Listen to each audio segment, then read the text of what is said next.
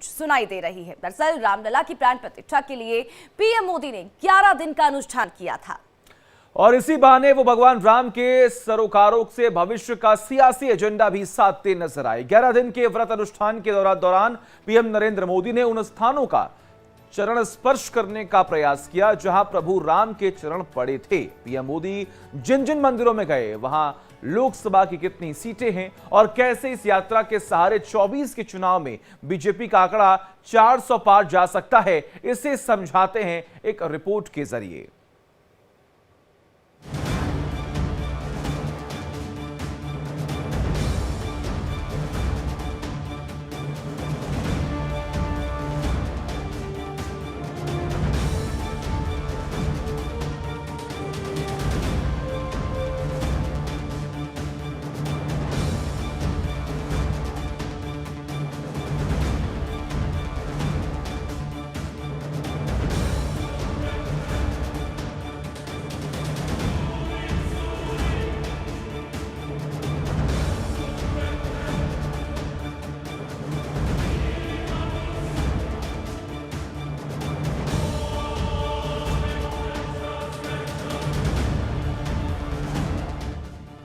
राम रथ पर मोदी सवार, बीजेपी इस बार 400 पार।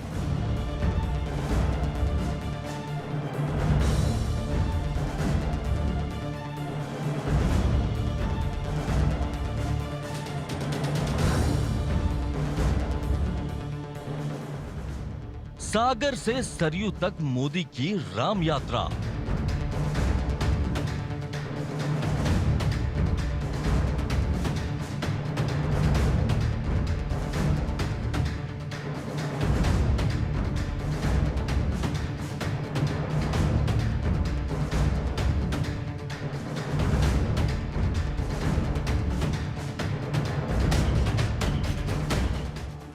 चौदह 1400 किलोमीटर का सफर, 212 सीट पर नजर, सागर से सरयू तक नमो नमो।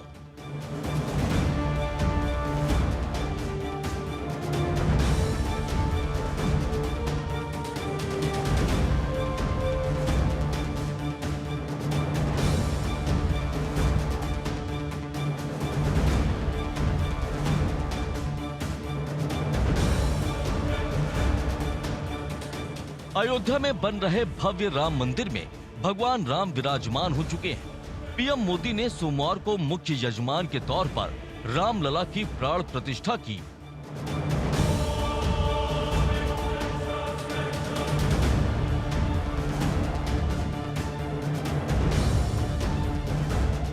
और उसके बाद से अयोध्या में राम भक्तों का रेला लगा हुआ है। हर कोई अपने आराध्य के दर्शन को बेताब है और बीजेपी को लगता है कि जिस राम रथ पर सवार होकर वो 2 से 300 प्लस सीट तक पहुंच गई, उसी राम रथ पर सवार होकर वो 400 के आंकड़े को भी पार कर जाएगी।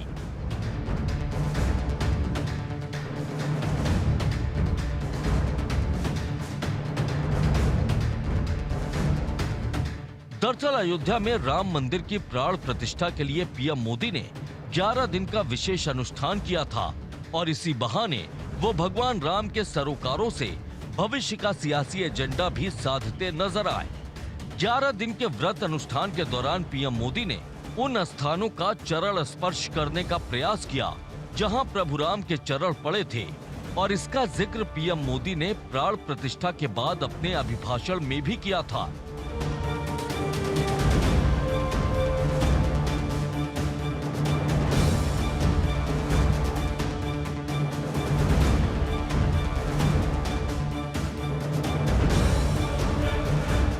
पीएम मोदी ने प्राण प्रतिष्ठा के बाद कहा कि सागर से सरयू तक हर जगह राम नाम का वही उत्सव भाव छाया हुआ है। पीएम मोदी ने कहा कि प्रभु राम तो भारत की आत्मा की कण कण से जुड़े हुए हैं।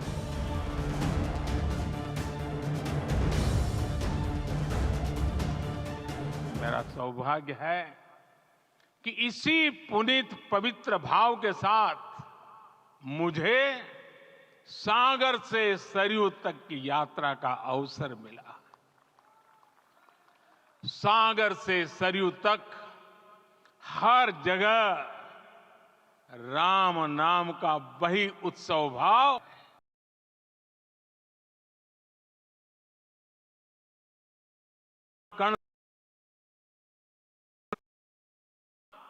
भारतवासियों के अंत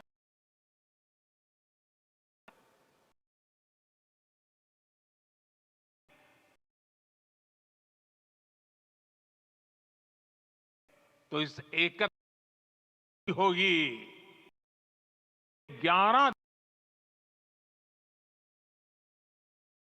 अलग राज्यों से सुनने का मौका मिला। सरयू तक की 5 राज्यों के 8 की। इस दौरान पीएम मोदी ने लोकसभा की 212 सीटों को साधा। पीएम मोदी की धार्मिक यात्रा के रूट पर पड़ने वाली 212 सीटों में 2019 के चुनाव में एनडीए को 95 सीट मिली थी, जिसमें से बीजेपी के 75 सांसद हैं। लेकिन इस बार मोदी की कोशिश 212 में से 150 सीटें जीतने की है।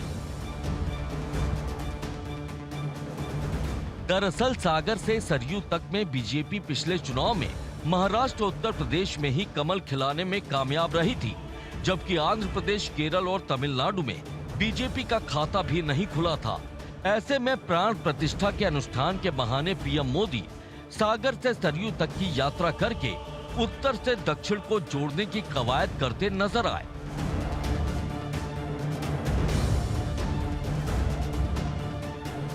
राम भारत की आस्था है, राम भारत का आधार है, राम भारत का विचार है, राम भारत का विधान है, राम भारत की चेतना है, राम भारत का चिंतन है, राम भारत की प्रतिष्ठा है, राम भारत का प्रताप है, राम प्रवाह है, राम प्रभाव है, राम नेति भी है, राम नीति भी है, राम नित्यता भी है, राम निरंतरता भी है, राम विभु है, विशद है, राम व्यापक है, विश्व है, विश्वात्मा है। अब आपको 5 तस्वीर के जरिए दिखाते हैं कि किस तरह से पीएम मोदी ने 11 दिन में सागर से सरयू तक का सफर तय किया।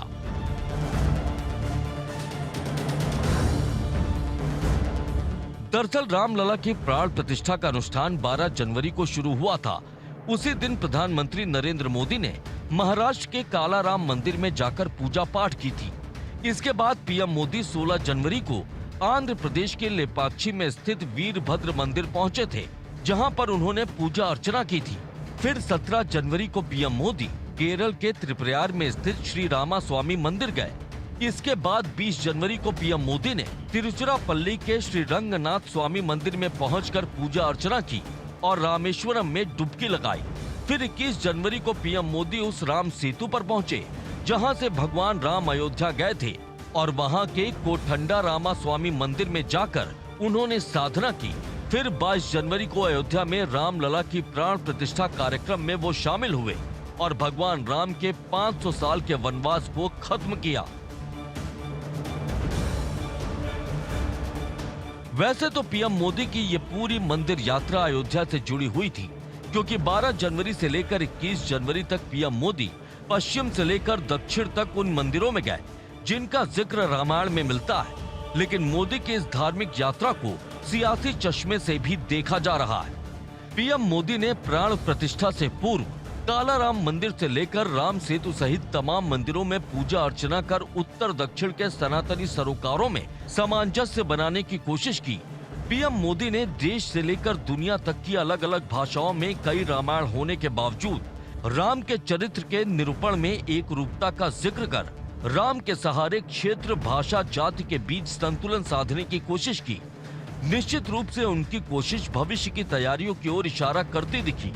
प्राण प्रतिष्ठा से पूर्व पीएम मोदी के दक्षिण भारत में विभिन्न मंदिरों में पूजा पाठ के अनुष्ठान को जब रामलला के जन्मभूमि पर बने मंदिर परिसर के निर्माण से जोड़कर देखते हैं, तो मोदी की सागर से सरयू तक की यात्रा बहुत कुछ कह देती है।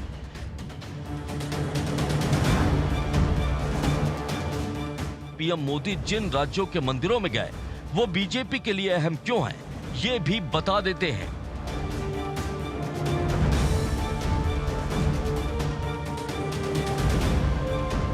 पीएम मोदी महाराष्ट्र के मंदिर में गए, जहां लोकसभा की 48 सीटें हैं। इसके बाद पीएम मोदी आंध्र प्रदेश के मंदिर में गए, जहां लोकसभा की 24 सीटें हैं।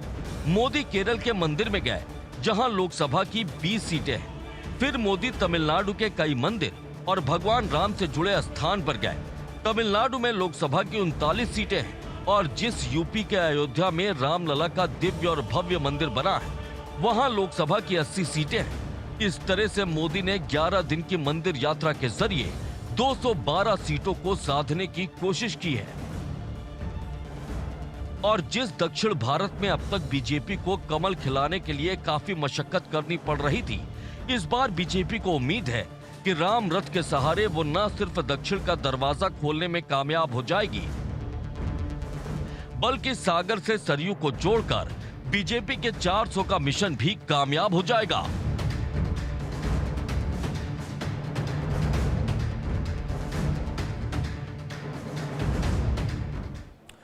और चलिए वक्त